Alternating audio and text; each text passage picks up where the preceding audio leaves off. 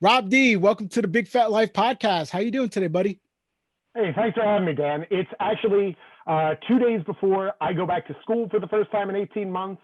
I've had some medical tests that have shown that I have a leaky aortic valve, so my anxiety is completely through the roof. But I'm happy to say this is the best I have ever managed my stress and anxiety in 37 years. So, yeah, that's the opening I'm going to give you. That's quite an opening. I have to ask you right away, what does a leaky aorta valve mean? Are you in any kind of danger or are we okay?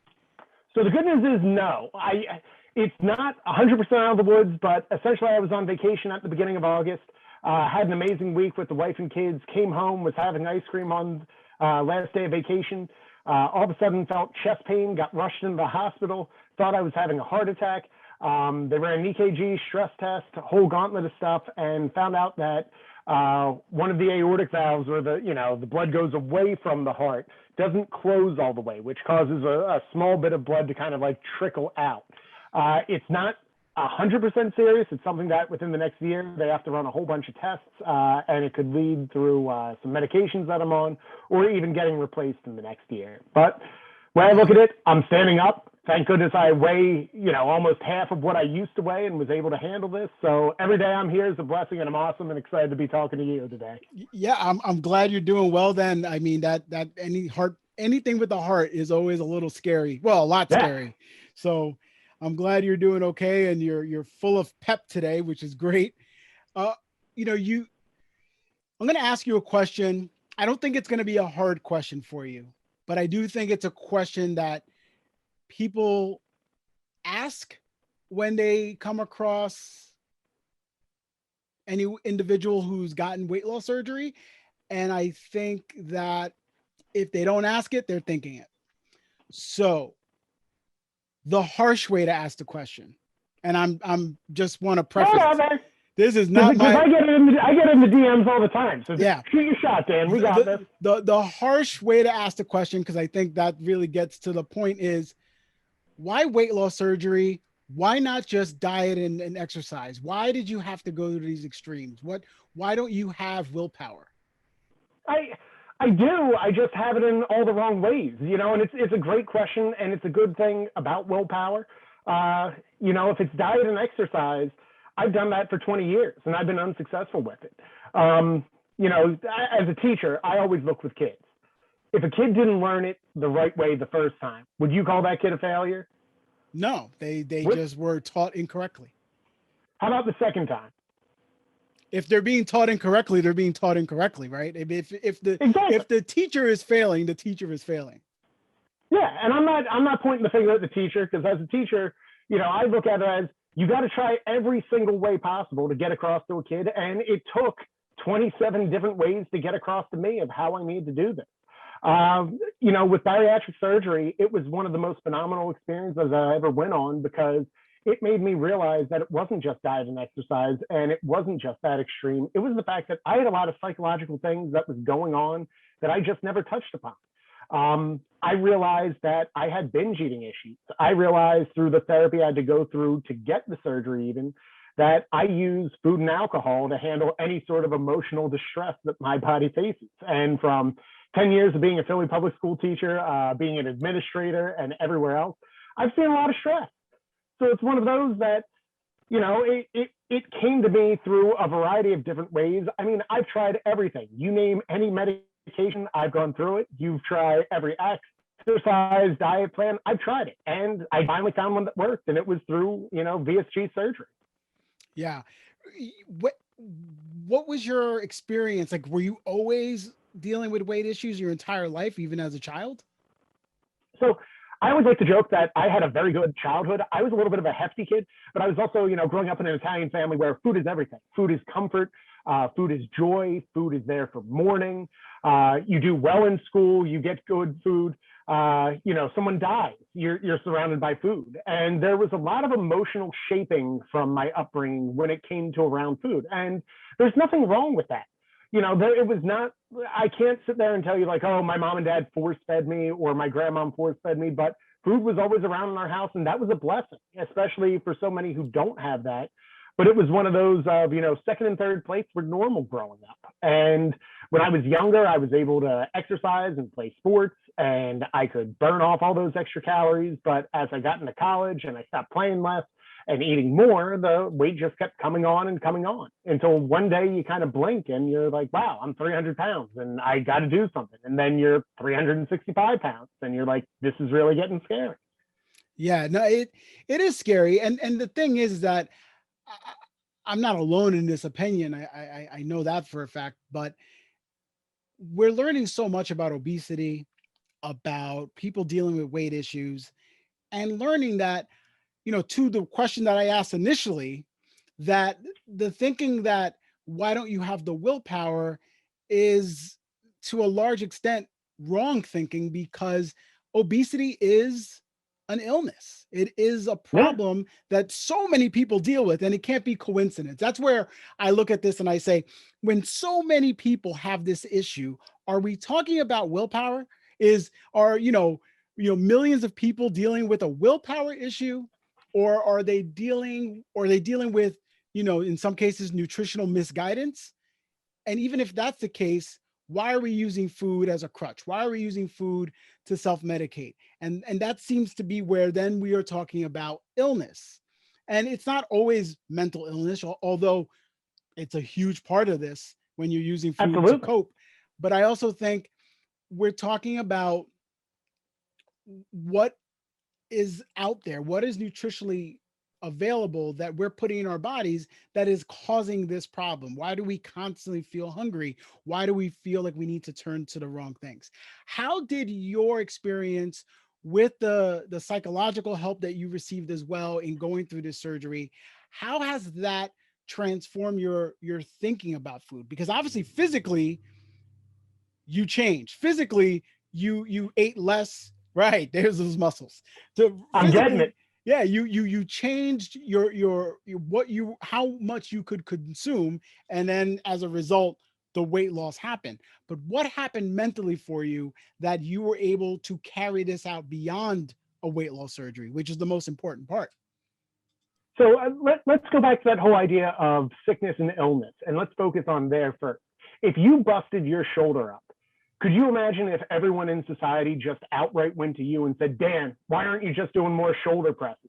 Why don't you just lift your shoulder more? Come on, man, you have a shoulder. Everyone's got a shoulder. Just lift your shoulder. And that's the problem around a lot of the psychological things with obesity is our friends, family members, and society will come at you initially and just like, well, why don't you just diet and exercise more? And no one wakes up and says, you know what, I want to be 365 pounds. Nobody wakes up and says, you know what, I want to special order my pants on the internet because I can't find them in the store.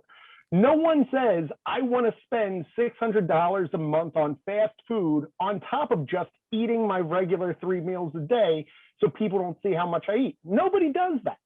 So it's one of those things that, from a psychological standpoint, you had to change the whole mentality of how are you going to approach it? How are you going to tackle it? And I had to come from a place of positivity and a place of data. One of the best things that I started to do to really help with my mentality is it was to stop looking at food as this emotional connection and to really look at it as just straight up data. That donut, the coffee roll I have, yes, I enjoy a coffee roll and it is still my treat that I have every Friday if I've tracked the entire week that well. But in another sense, from data, I have to look at it as that's 180 calories right off the bat, or 280 calories, depending on where you get it from. And once you really start looking at the numbers, it really does take the emotional part of eating and remove it and let you focus on the data. And when I was at my biggest, the two biggest data pieces that really opened my eyes to the highest was after I started the whole process to get the surgery, the doctors wanted me to track my calories. I was eating anywhere from 5,000 to 8,000 calories a day. And that was one where when I looked at it from that sense, 8,000 calories a day is ridiculous.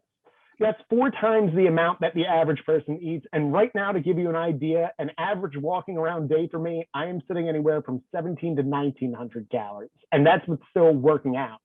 So that's 8,000 calories a day where I'm sitting. I am not working out. I am not tracking my steps. The other point was right during the beginning of the pandemic, we started doing Dave Ramsey's Financial Peace University. Shout out to Dave. But it was one of those that I started tracking my money. And I was realizing that every morning I would do this whole hustle in my head of, okay, I'm going to go get coffee at Dunkin' Donuts. Well, if I'm at Dunkin' Donuts, I might as well get a coffee roll too. Well, coffee roll really isn't breakfast. So let me go to Taco Bell. I like Taco Bell's breakfast. Let me get a bacon breakfast crunch wrap with that. Okay, so now I've had 750 calories after the breakfast I've had at my house, but before I even set in and start work at the door. And then on the drive home, it would be pizza, Burger King, any fast food imaginable. Looking after a month of tracking that, I was spending $600 a month on fast food, just me eating in between work and commuting each month. So one of the things I did to start to really remove that psychological aspect is every time I beat a craving, and I beat a binge, I would call it, I would take $10, I'd withdraw it out of the bank, and I would put it into a piggy bank. And after a month, I had enough money to buy a treadmill. And then the month after that, I bought flooring for my house. Then the month after that, I bought Bowflex dumbbells. And then the month after that, I had a home gym. All from just, instead of investing in Burger King, investing into myself. That's amazing. That's an amazing way to look at this, because you I mean, in real dollars and cents. And sometimes that's, I think, and tell me how you feel about this, but I think when people are going through this process and trying to find out what is the way that I can crack the code, so to speak, and learn the right way to do this, is to apply it to something that matters to you. And unfortunately, sometimes our health isn't the thing that we put first and foremost. So sometimes it takes those other things, like, not only am I getting healthy, but I'm saving all this money, and I can use this money for so many other. I bought a home gym off of Cheesy Gordita Crunchy. Right. You think about it that way. Like this gym is brought to you by Taco Bell and Burger King. It's a phenomenal thing. And a part of it, I have to shout her out, is my wife was so phenomenal.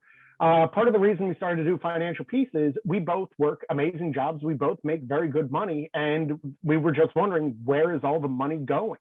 We don't have that BMW. We don't live in that mansion. And it was disheartening. I was heartbroken having to go to my wife after tracking for a full month and say, honey, I'm spending $600 to $700 a month on food. And she's like, we're eating dinner every night. We're not even eating out that often. Like, that's a whole separate amount. We were spending another $1,500 in fast casual. So literally close to $2,000 a month straight up just from not making right food choices. And she was supportive of that. She never judged me for that. She really saw it as, we just need to get you help, and we need to make better choices as a family. And we've essentially cut both of those budgets out of our entire life. And that's how we paid for our vacations this year. And this all happened after you had the surgery, correct? Like this started right before. So we hit a fun point. So the pandemic happened and we started Financial Peace. But I had already started the psychological tracking and doing everything for this class. So we hit this odd point where we didn't know if I was even going to be able to get the surgery, because literally the world shut down. So we're taking these courses and we're like, look, we don't know what's going to happen job-wise. We don't know money-wise how it's going to happen. Let's go into super safe and let's just really start saving and cranking everything out. And slowly and surely, from March to June, we were able to save all this money. And then they were able to schedule my surgery in June. And I think one of the reasons I was so successful in the surgery was I had done so much psychological preparation into this surgery that I had just never worked on before. Every other time I worked out, I never connected the psychological aspect of what was going on with my life and why I was eating so much. So here's the question. These things. You're looking at the monetary value of it. You're looking at the psychological value of it. You're looking at what the food is doing to you physically. All those things. You're writing it. You're looking at the data, as you mentioned. How do you then fight off the craving? Craving is different, right? The data is telling you one thing. Absolutely. And you're like, I'm going to stick to that data. I'm not spending that money. But darn it, if I don't want that donut or that slice of pizza, I still want that. Yeah. So name the third thing. I guarantee I want that too, Dan. And that's the problem. So there's this whole stigma we have of weight loss surgery. And it's because I think a lot of people post in the first 3 months of, hey, I have absolutely no appetite.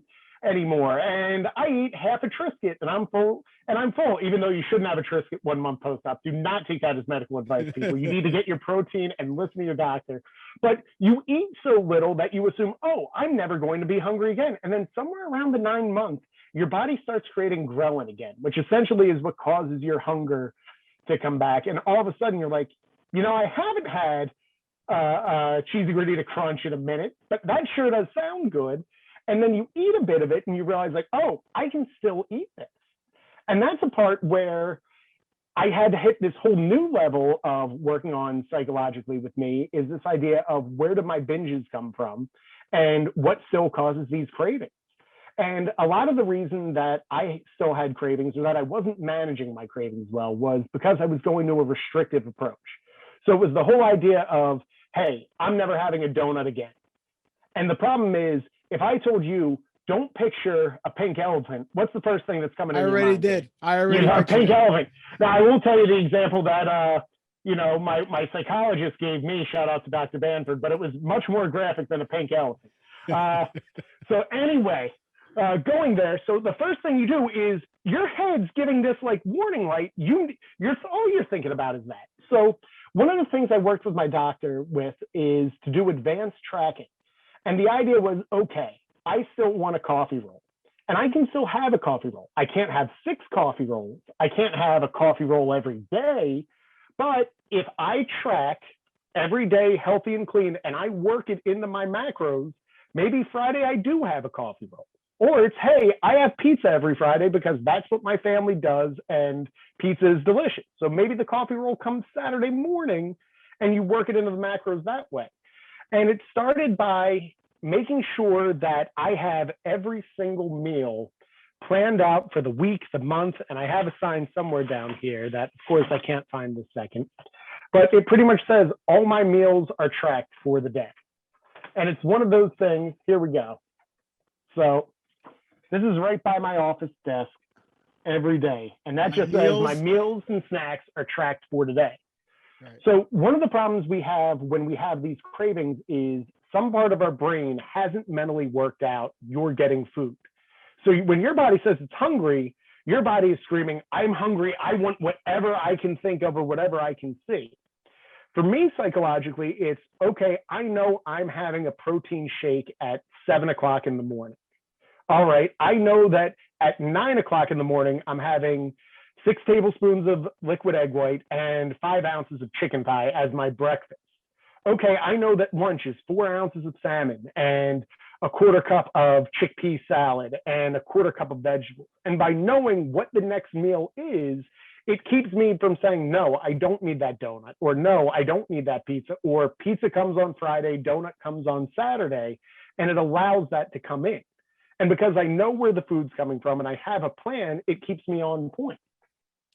So that preparation, we're not just talking about, because normally whenever I hear about meal prepping, I'm thinking about the physical aspect of this. You plan ahead, you make less quote unquote mistakes, and you're going to lose the weight because you've tracked for all of it. But this is actually making a mental roadmap of how you're going to go through your week so that the alarms don't go off. I'm starving. Give me whatever's easiest to eat, which is usually the things that, create the biggest problems. I'm going to do one better for you because I'm a teacher. Everything I have is in Google Calendar, and I map out my dinners by the month. And the reason I do that is, don't get me wrong, I'm not making them all like September 1st and then taking them out of the freezer. I have mapped out about 60 healthy meal options for dinner that I love and that my family loves. And each summer we call it like, this is lab session, where we literally try new dishes. We try to make them healthy. We get the macro count to everything. And then essentially what we do is we know, okay, we're going to have 4 pork nights in a month. So this is where we're having jalapeno smothered pork chops one night. We're going to do teriyaki pork chops the following week. The week after that, it might be grilled with sugar-free barbecue sauce. And that 4th night might be a pork tenderloin that we just marinate in some vinaigrette dressing. So you're still getting pork, you're still getting it 4 times a month, but you're not playing out the same meals. And I think that's the big mistake people have when they think of meal prep is, oh, I'm having the exact same meal every day. And yeah, I wouldn't be able to do it either if I was eating the same thing. My family knows that even if they don't like a meal, that's the only time they're going to have it, that once a month. So even when this might, my youngest daughter, Stella, she loves shrimp. My oldest daughter, Allie, she hates shrimp. But Allie knows there's only 4 shrimp meals that she has to eat every month. And she kind of likes shrimp stir fry. So she knows, okay, now there's only 3 meals I kind of don't like.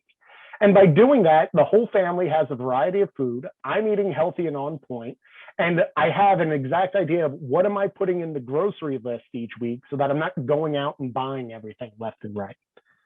It seems like a really smart way to go about it, because you're right. That's one of the biggest issues is, how do I do meal prepping and not get bored of what I'm eating, which I don't know if this is a new idea, but for me, this is the first time I've ever heard it broken down this way, that, hey, I'm going to have it all planned on a calendar and I know where I can pick from.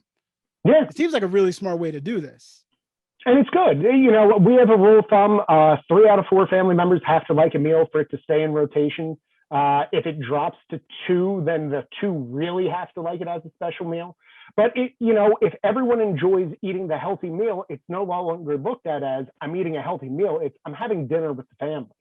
And it's played a big role, and that saves time on, I'm not running last minute to get groceries to make something happen. I'm not saying, oh, we forgot to get this for the item. And by keeping some staple pantry items too, it's just saving time, money, and effort when you do everything. I imagine that this wasn't always easy. Like, it took practice to get to this point. Yes. And to incorporate your family in that as well adds a whole, more levels of difficulty, I guess, before you get the support. Oh, absolutely. And I will say, my wife she has a very specific palate. There's just food she likes, there's food she doesn't like. So one of the things that I wasn't going to do through this weight loss journey was I wasn't going to make 4 different meals. So it was one of those things of, if you had to power rank who has to approve of each meal, it's me, my wife. It's got to pass me first, or else I'm not giving it to the other 3 members. But then my wife really has to like it. And my wife is so good. She will try every meal I make at least once. And she's very good of, look, I like this part of the meal. I don't like this part of the meal, or I don't like this meal at all. And if she doesn't like that meal at all, it doesn't mean that it wasn't a failure. It just meant, okay, that meal didn't work. Let's go back to being a teacher. Let's find another one. And we retool. Well, what didn't you like about it? Okay, let's adjust that. And, when you do that work all through your summertime, we're in September, we're in back to school. My daughters are starting dance and field hockey. They just got done swimming, karate starting up. My wife's going to be coaching while still being an administrator for a big fancy job. And, I have a job too, so I have to teach. So to balance all those things out, you have to have your plan going into September ready. And we have staple meals to go through. We know that each one of our kids and family members is getting a special meal this week because it's back to school, to make their transition in more comfortable, but that they're also having a healthy option every day for breakfast, lunch, and dinner that they like and want. Yeah. Did you experience, after the surgery, did you experience weight loss pretty immediate, or does it take some time to start noticing? So yes to both. It was one of those things that when I started the process, it was August of the year before. I went into my pulmonologist, and he was like, Rob, I see you once a year. Every year you're 30 pounds heavier. And I'm like, uh-huh. And he's like, you're burning out your CPAP machine. I'm like, uh-huh. And he's like, you can't burn out this CPAP machine. I'm like, oh, we'll just get a bigger CPAP machine. He's like, no, you don't understand. You're the big boy. You're at the biggest model. They don't make it. It sounds like a motorboat every time you set off, to just keep you breathing at night. And I'm like, okay, so what happens next? I was so oblivious to this. They go, look, you're essentially going to go to sleep and you're not going to wake up. And I'm like, oh, you mean like when I'm 60? They're like, no, like any day. So it was one of those where my sleep apnea had gotten so bad that I needed to make a change fast. And that's when I started tracking my food. I started really looking into weight loss surgery. And they said, look, you got to do all this work to get through it. I ended up losing about 50 pounds I went from 365 when I started the process down to about 315 when I went under the knife for surgery. So I lost the first 50 on my own, and then I've lost the next 100 through the surgery. So At any point, did anyone around you, your doctor, say, "Hey, you've lost 50 pounds so far. Why don't you absolutely, keep going?" absolutely. And what was your conclusion to that thinking? So Dan, I got to tell you, the drive of everything I do is I love my wife and kids. I don't want to imagine me abandoning them because of my stupid choices. And I've lost weight before. I could write a book on here's every way I've lost weight. Keto, done that. Weight Watchers, done that. Fentanyl, done that. I can go through the entire laundry list, every single way I've lost weight. And the problem is I just yo-yo where if I lose 40, I gain 60. I lose 60, I gain 80. And it would just keep spiking and roller coastering up that I said, you know what? I'm making sure I take every advantage possible so I have the most success possible. And what fuels me every day is I want to make sure I'm the healthiest I can be for my wife and kids. Yeah, I mean that's a good a motivation as any, right? And Yes. if not just to keep living this life. So Also, I didn't answer that question at all. Essentially, everyone asked me when I lost the 50 pounds, and that was essentially it. I said, no, I'm going to keep going with it. right, no, I figured, and it's just to ask that question is I guess it's the elephant in the room if no one asks it, Yeah. right? Because Oh, you absolutely. start to succeed on your own, and then it starts to be like, maybe you don't need invasive stuff, maybe you don't need surgery, and I think ultimately that's a personal decision all around. And for you, putting your kids, wife and kids first, it's like, I don't want to waste any more time at this. And the experience that so many of us have had with the yo-yo up and down, it's like, if you continue to yo-yo, you haven't figured this out yet. Exactly. That's not to say that it's not worth trying. And that's not to say that it's a total failure. I think failing is giving up. Mm-hmm. And for people, myself included, it's a constant trying to learn and figure out. I mean, I've been doing this podcast over 2 years, and I hear a lot of different opinions and a lot of different situations where I've seen the successes, and the only thing I've learned is that there's no one rule for anyone. It No. seems, maybe too much sugar. That seems to be a Yeah. universal Yeah. rule. Somehow too much sugar is bad all around. Yeah, I haven't seen anyone who's coming in with the Reese cup diet, but if they make it, I would have tried it. 100%. I would have been on that like yesterday. Listen, Rob, I was waiting for someone to come out with the pizza diet. I was waiting for it. I was waiting for someone to say, I eat 4 slices of pizza a day and I've lost. I'm like, let's do it. Never happened. That would probably be my only regret, because they always ask, do you have any regrets of weight loss surgery? I'm like, if they figure out a way for me to eat pizza and lose weight tomorrow, I'm going to be super pissed at this whole process. But other than, it's like, oh, you got to be kidding me. Because now I have like one slice of pizza and I'm like, I want more pizza, but I can't physically fit pizza.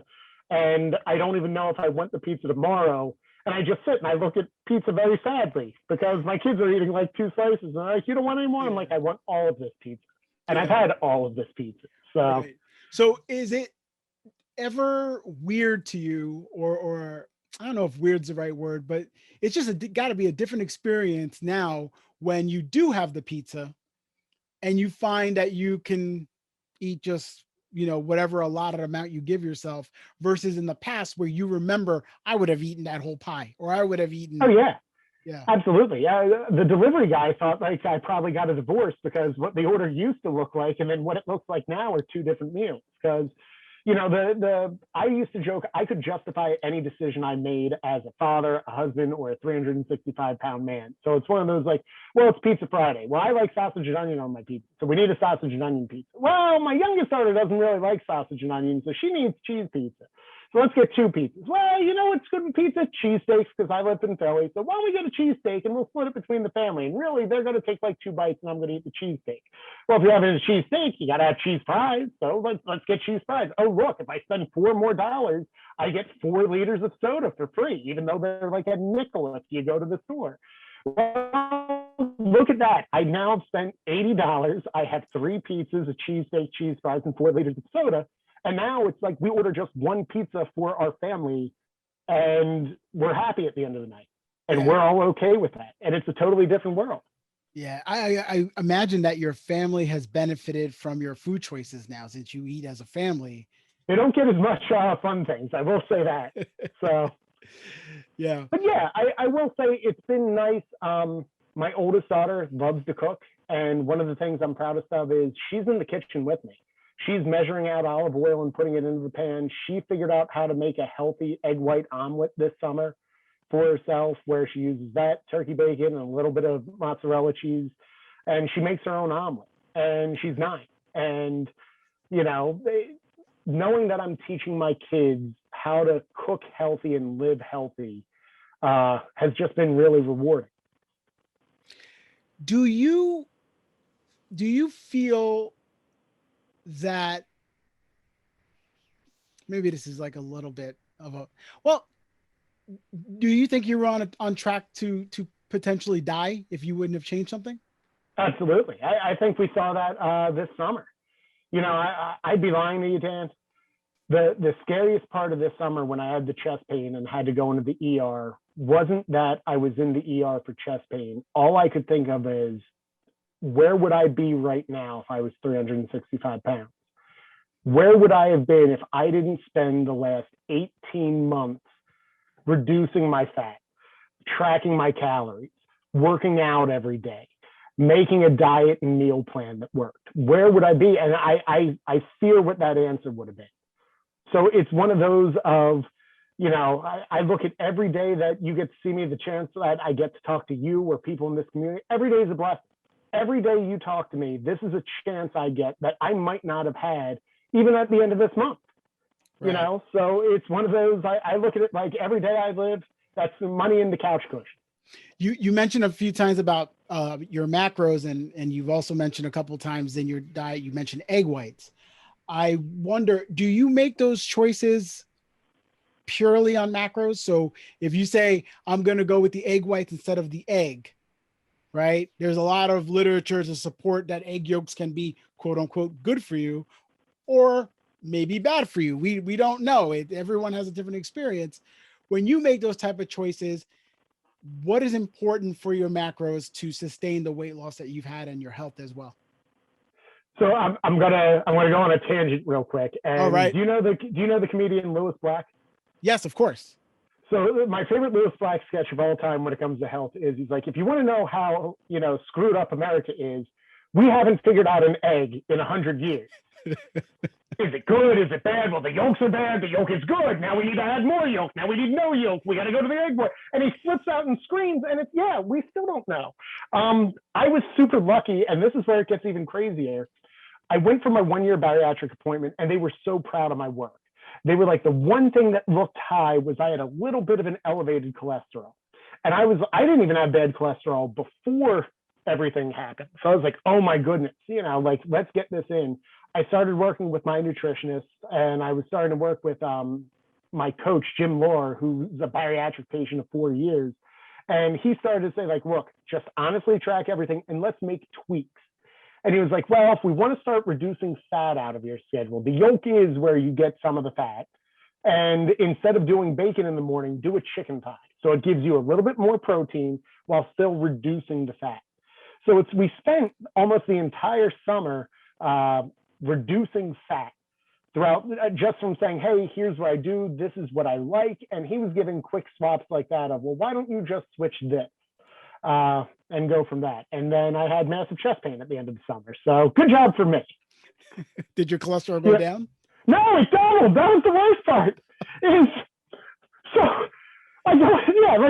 I spend the entire summer working on this. I go in for chest pain. They do the blood work. They're like, your cholesterol level doubled. What have you been doing all summer? And I tell them I'm eating 60 grams of fat a day. And this is half the reason I have to still go back and do all the tests and do everything is, I guess I had got, the only thing they can say is your blood cells essentially store X amount of cholesterol in your body. And what had probably happened is they had released old cholesterol that was stored in my blood cells because my body's craving it and releasing it. So I got way too healthy, way too fast, I guess was the problem. And that's another thing, just like the egg, we haven't figured out the egg. I don't think we've figured out cholesterol either. It seems that whether or not cholesterol is even bad. And obviously in medicine, doctors, that's a marker that they have to look at for heart disease. But then there's a lot of question of, is that the only marker for heart disease? So is an elevated Exactly. cholesterol bad if you've reduced the inflammation in your body? There's so much. You know what the bottom line is though? That you do the best you can to make Yeah. yourself as healthy. And if you feel good, that's probably a good indicator that you're doing the right thing. You seem to feel good. Exercise. Let's talk about that. Feel great. That's a big part. I mean, you by cutting out the fast food, you now have a home gym. Working out. How big is that in your life now? Well, we're going to find out because I'm going back to full-time teaching after 18 months of remote, hybrid, and everything else. So a part of me is freaking out of how am I going to fit all this into my schedule while balancing my kids' schedule, while balancing meal prepping and doing everything else. And one of the main focuses that I'm going through in September is I'm really going back to the mantra in my head of you cannot outwork a caloric surplus. Right. And the idea that I'm getting super serious and super lean on tracking all of my calories, making sure that I'm putting the right things into my body so I don't have to do these incredibly long workouts. One thing that I negotiated with myself is I was going to do 15,000 steps a day. It comes to a little bit over 8 miles a day doing 15,000 steps. And I hit it for 215 days in a row. Wow. Day 216, I missed it by 4 by accident. So I'm back on about day 105 right now. I'm not bitter about that at all. I am not bitter about that at all. No matter how many times I say it, I am not bitter about that at all. But no, it's one of those of I make sure that I'm running around my classroom. I specifically ask my principal, can I have lunch and cafeteria duty? So I'm moving around there. It's working movement in throughout your entire day. And then I'm using stuff like the Peloton to get 20 minutes of high intense lifting. And I do yoga 3 times a week. So I had my whole summer Rocky training montage. I'm going to a little bit of a rest schedule. But, as important as it is, if I'm telling anyone, you cannot outwork a caloric surplus. And that's no matter what, they haven't found an exercise routine that will do that. Right. Yeah. That's where, I've heard a few different things about, oh, well, exercise doesn't really do that much for weight loss. And I think the reason that people say that, because I've seen research even on that, and it's because there's a lot of other factors. And the biggest factor is it's not going to do anything for weight loss if you're in a caloric surplus, as you said. Like it's not going to work that way. And I also think it's an unhealthy way to approach eating and exercise if you're thinking your exercise is going to somehow negate the choices that you just made in that day for food. I think it's an unhealthy relationship with that. Yeah, and let's go back to the psychological aspect of that. Is there is a problem of when you connect working out with unhealthy food choices, you start to build this nasty relationship of, oh, I just had, like Taco Bell breakfast, or I just had, a plate of pancakes. Well, I guess that means I'm doing burpees till I vomit, or even I'm just working out insanely for 2 hours. And you start to have this whole bad relationship of if A, then B. And once that symbiotic relationship gets too connected, it then becomes that working out is punishment. And I take a routine of once I stop liking something in my workout routine, I stop it for 2 weeks. So there was a point I felt yoga was becoming a chore. I took 2 weeks off. And then all of a sudden by like day 10, I'm like, no, I need to stretch. I need to get my body moving. I went back to it. But if I kept doing it without loving it, I would have burned myself out. And I've done that on so many workouts before of just burning myself out on doing something to the point that I never want to do it again. Yeah, I think it's a great point. And I think it's something that a lot of us have dealt with and we've tried to figure out is the idea that, you know, I'm punishing myself through exercise, and you realize that that's never going to be sustainable. So how do you figure that out? And I think one of the ways is find the exercise that you do enjoy, lean into those, and that can always change, as you said. The yoga worked, and then I don't want to do yoga, so then don't do yoga. Plus, I'm Catholic. I carry enough guilt on every other part of my life. Right now, I'm sure I'm doing something wrong somewhere under God's eye. So, like, I don't need any more added of my food now is making me go on the treadmill for another 20 minutes. Absolutely. Rob, as a man in the weight loss community, uh, I think sometimes, although there's more of it now, but you don't hear the guy perspective as often. And I know that matters to you. You do on your Instagram account, which we'll talk about in a moment, but on your Instagram, you do this Men's Support Monday. Why don't you Yes. tell us a little bit about that, why that's important to you and what you are hoping to achieve with that? So this is the coolest thing ever.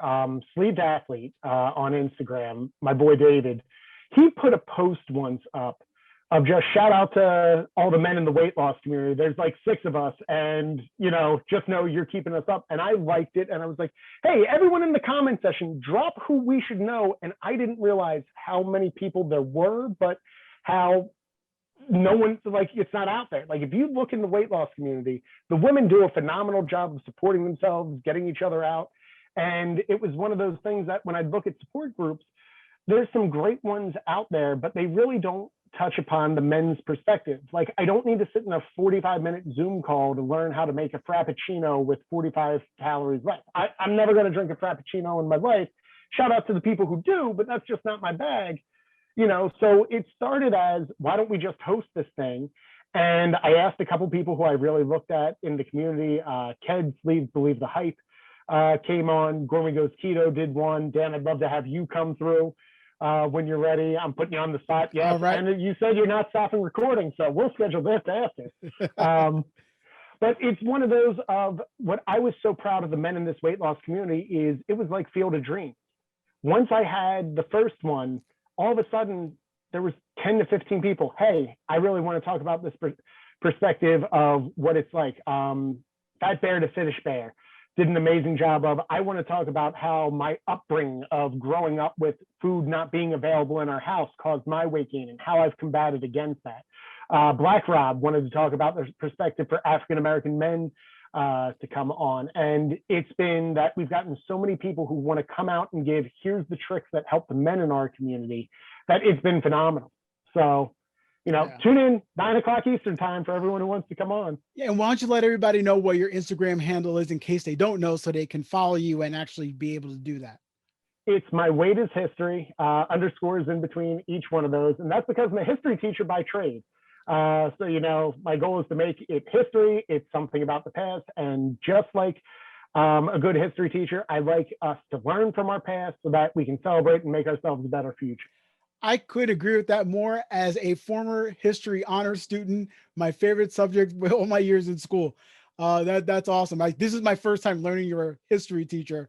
So I'm smiling because it just immediately clicks where I'm like, oh, that's great. I agree with that. I think, some, when I was in high school and in college, I would always hear moans and groans, oh, history, it's so boring. And I'm like, how is this boring?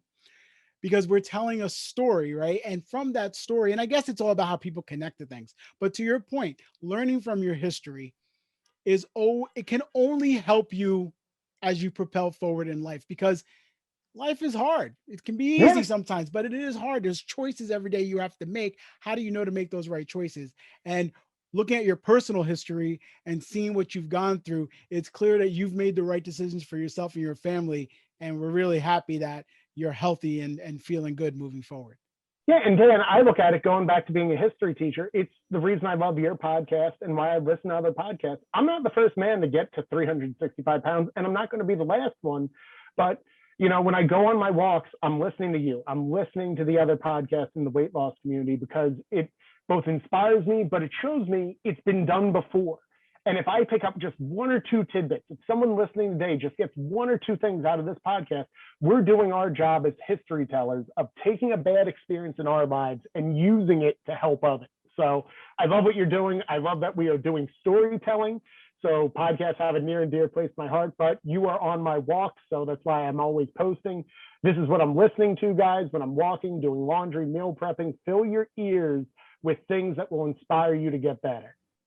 I think that's the best advice for anyone who's listening. And I appreciate your support as well, Rob, and all that you do for the community. So thank you so much for being on the show. Thanks again for having me, Dan.